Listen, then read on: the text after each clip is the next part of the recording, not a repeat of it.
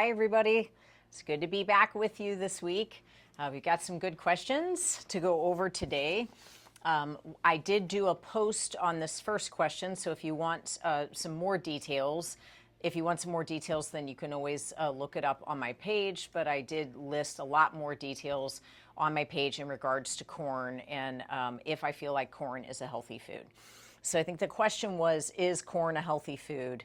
And should I eat it on a regular basis? And I personally, as a nutrition coach, do not recommend corn. In fact, on the vegetables that I ask a person, to avoid, I have very few vegetables that I ask a person to avoid. Corn is one of them. So I asked for them to avoid corn, peas, and potatoes. There's certainly a time where, peas get kind of brought back in, and then there's definitely a time where, on occasion, potatoes get brought back in.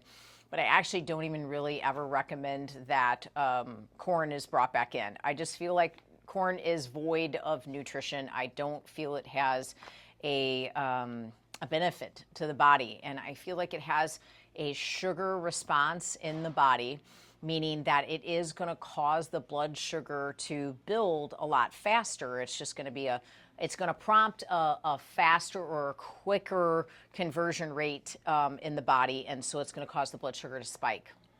So that's number one reason, is that I just feel like it would be too sugary and ultimately would lead to you wanting more sugar for you. It would lead to you not feeling balanced, and it would lead to you having more cravings and ultimately just not feeling balanced throughout the day. The other reason is, kind of similar. It's almost 45 grams of carbs for 1 cup of corn. And so you could have 5 cups or 4 cups of broccoli and not get in that many carbs.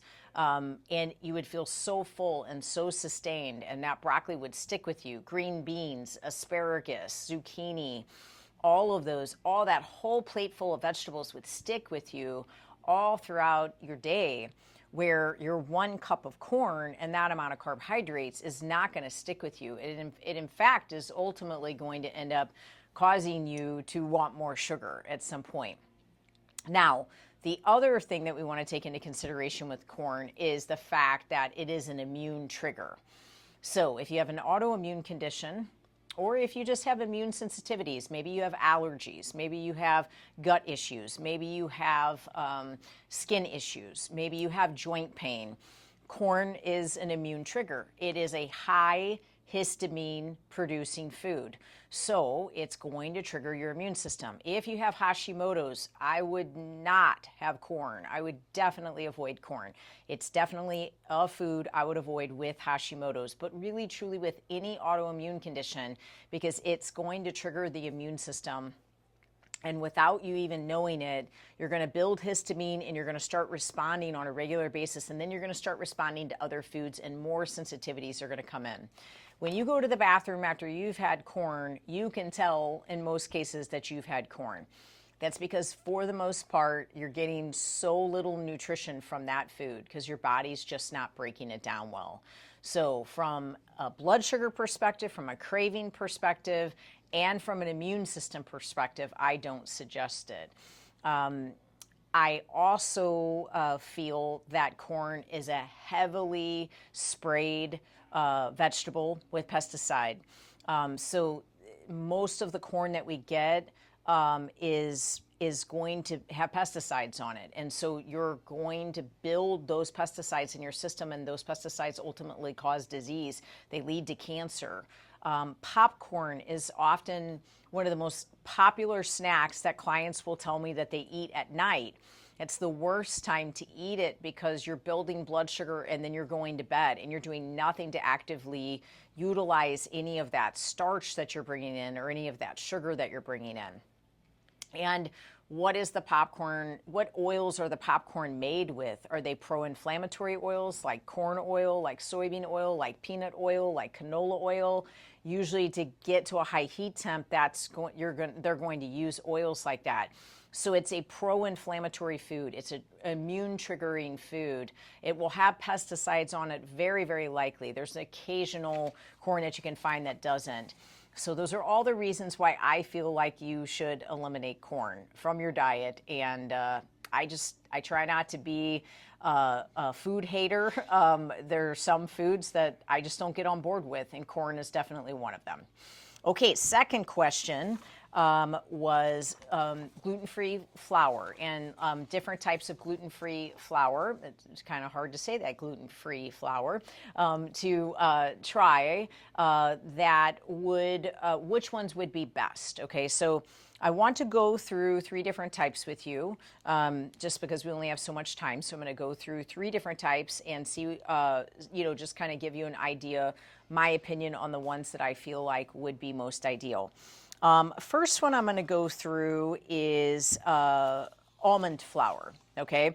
I feel like almond flour is the most ideal candidate for gluten-free flour.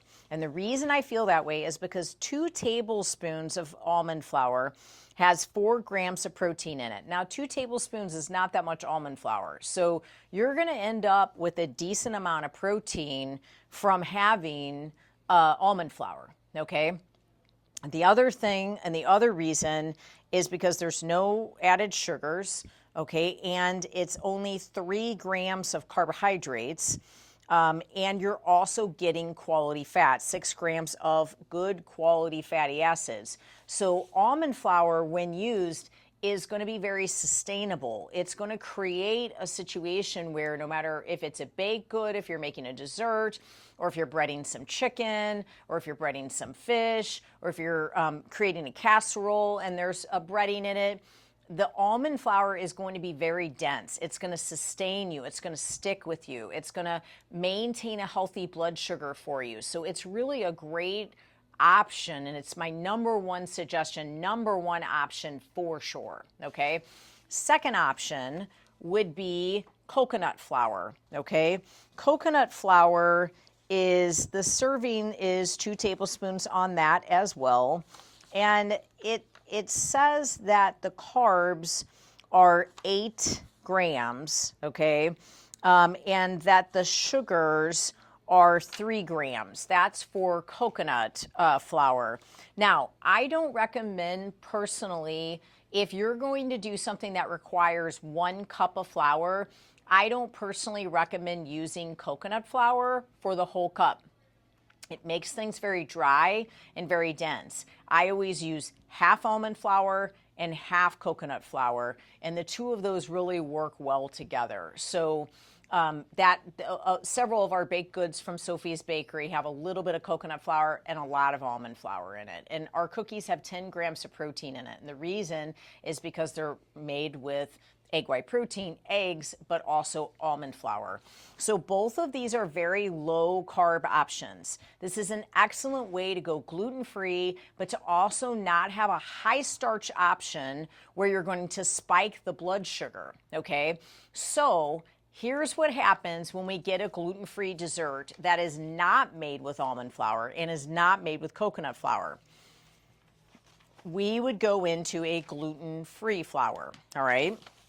Now, good news is it doesn't have gluten in it, so that's a positive, right? And I'm happy. I'm glad you're doing something gluten-free. But at the end of the day, that doesn't make it healthy. Just because it's gluten-free doesn't mean it's healthy. A gluten-free flour could actually spike the blood sugar worse than a non-gluten-free flour at times. So the ingredients on this gluten-free flour is sweet white rice flour, whole grain brown rice flour, potato starch, a whole grain sorghum flour, tapioca flour, and xanthan gum. The total grams of carbohydrates for this, let's see what the serving is. For whatever reason,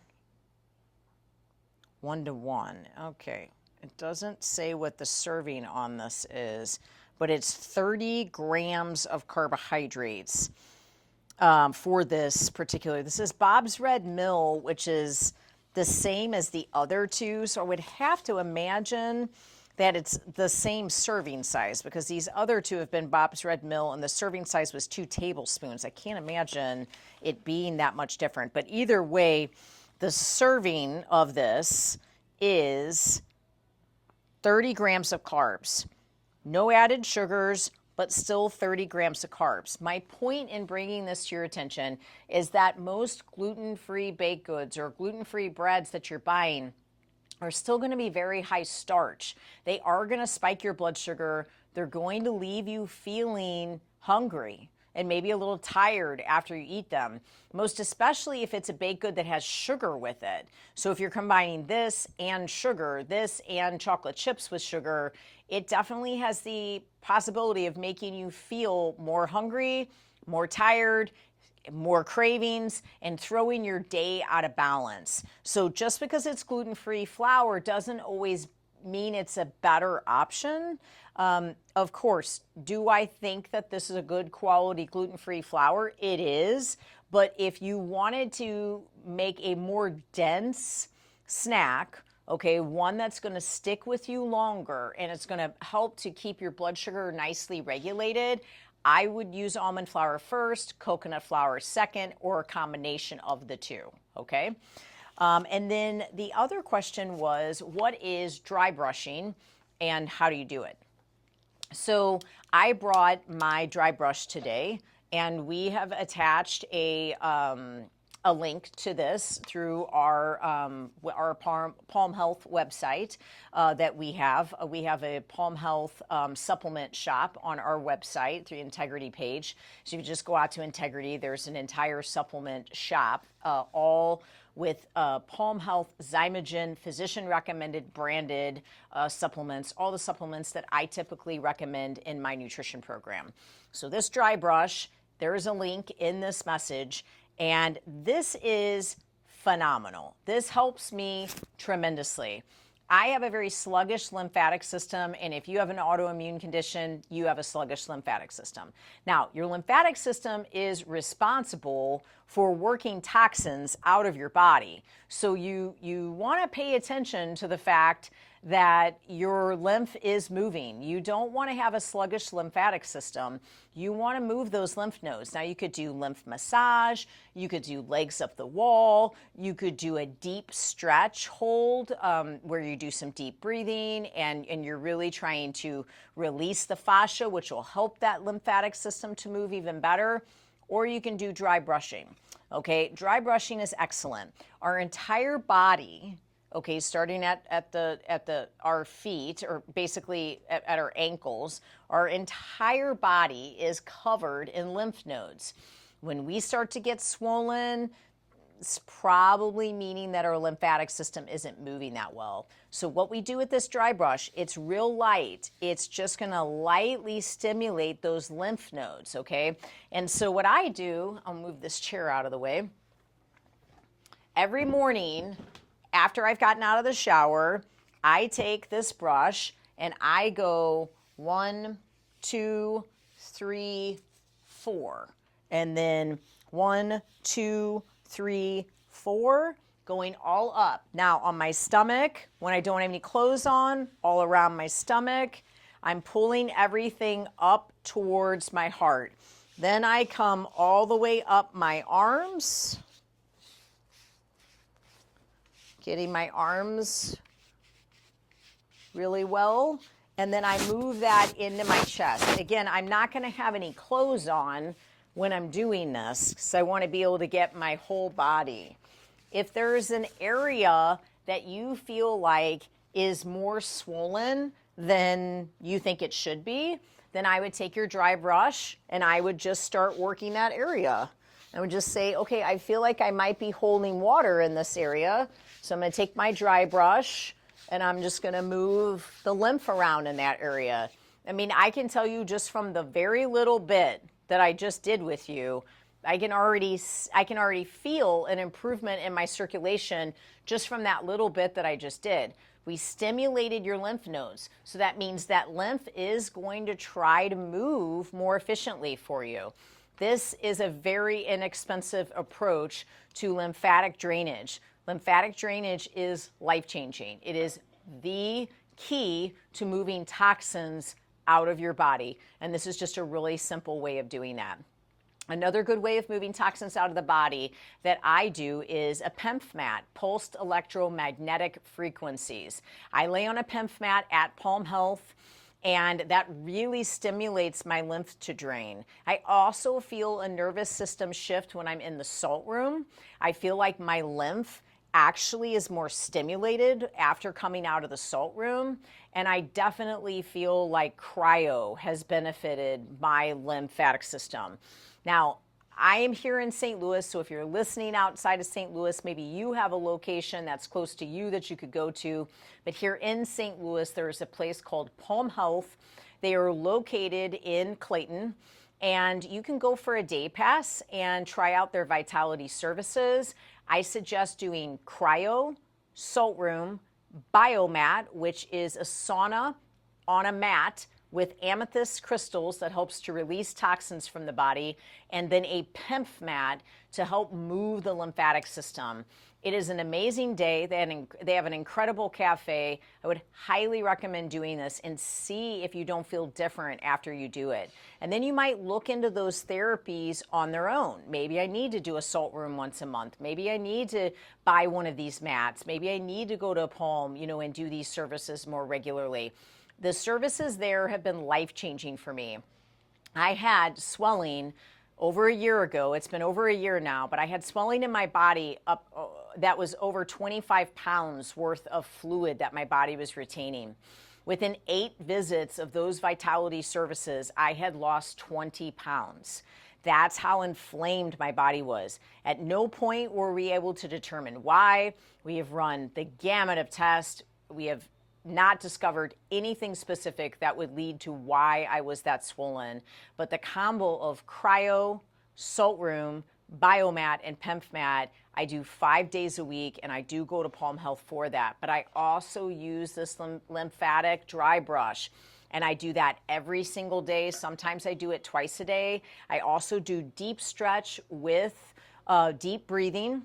I wake up in the morning, and I'm sure I'll end up answering questions like that and showing you guys things like that eventually. But I wake up in the morning and do that deep stretch, and I do that deep breathing. All of these things together have really made a dramatic change in my lymphatic system. So if you feel like you're struggling there, if you feel like you're swollen, if you feel like you're inflamed, number one, change your food first. That's the number one thing. Those treatments at Palm Health worked because my food was in check. I was always on top of my food. I was not taking any toxic foods. If you're still taking in toxic foods, your immune system and your lymphatic system is going to react to it no matter what. So the first thing you need to change is changing your food. Now, big news here at Integrity. We have an amazing 8-week challenge coming up. We never do these things. This is really exciting for Integrity. It starts the first Monday of October, and it starts at 6:30 p.m.